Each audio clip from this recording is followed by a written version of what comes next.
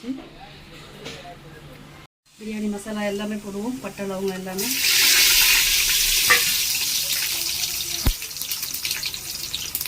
வெங்காயம், பச்சை மிளகாய் போட்டுங்களா.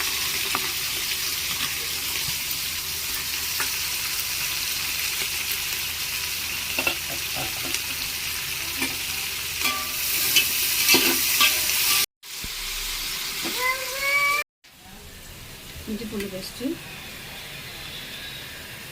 ஓகேங்களா.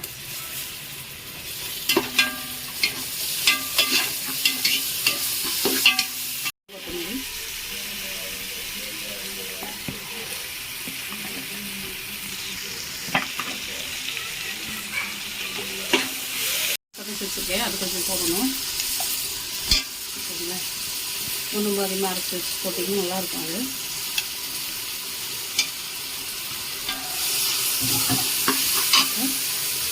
வீட்டு மிளகாத்தூளும் வெறும் மிளகாத்தூளும்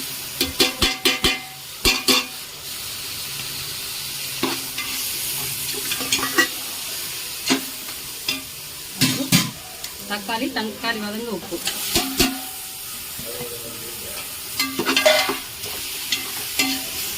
அது இதோட ஒரு 150 ml தயிர் ஊற்றிக்கோங்க.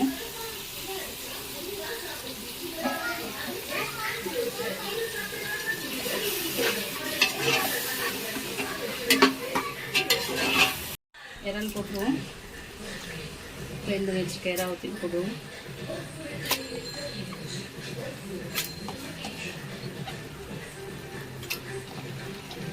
சின்ன சின்ன இறா தான், பெரியசாக இருந்தால் இன்னும் சூப்பராக இருக்கும். இது சின்ன இறா தான். பிரியாணி மசாலா கொஞ்சோண்டு போட்டாலே போதும், நல்லா டேஸ்ட்டு கொடுக்கும். இது ரெடி பண்ணல அப்படின்னா கேளுங்க, கமெண்டில் கேளுங்க, நான் சொல்லித்தரேன். இந்த டைம் 5 கிளாஸ் அரிசி வச்சுருக்கோம்.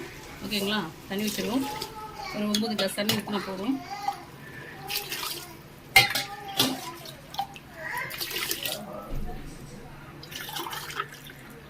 கொதிக்கட்டு. ஓகேங்களா. மூடி வச்சு கொதிக்கணும். தண்ணி கொதிச்சிட்டு அரிசி தண்ணி வடிகட்டி வச்சுருக்கோம், போட்டுருவோம்.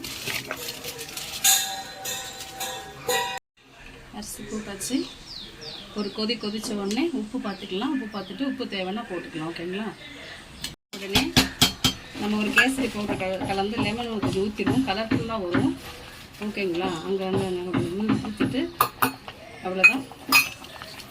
நம்ம அப்படியே வச்சு தம் போட்டுருவோம். சிம்மில் வச்சுட்டு இது மைதா மாவு வச்சு ஒட்டிட்டு ஆளை வச்சு அப்படியே மூடிடுவோம். கரெக்டாக ஒரு 15 நிமிஷம் வச்சு எடுத்துட்டா போதும். சூப்பரான பிரியாணி ரெடி ஆயிடும். Okay bye. கலர்ஃபுல்லாக வாசனையாக சூப்பராக ஆயிடுச்சு பாருங்கள். குச்சியாக சாப்பாடு. ஓகேங்களா. வாங்க, பிரியாணி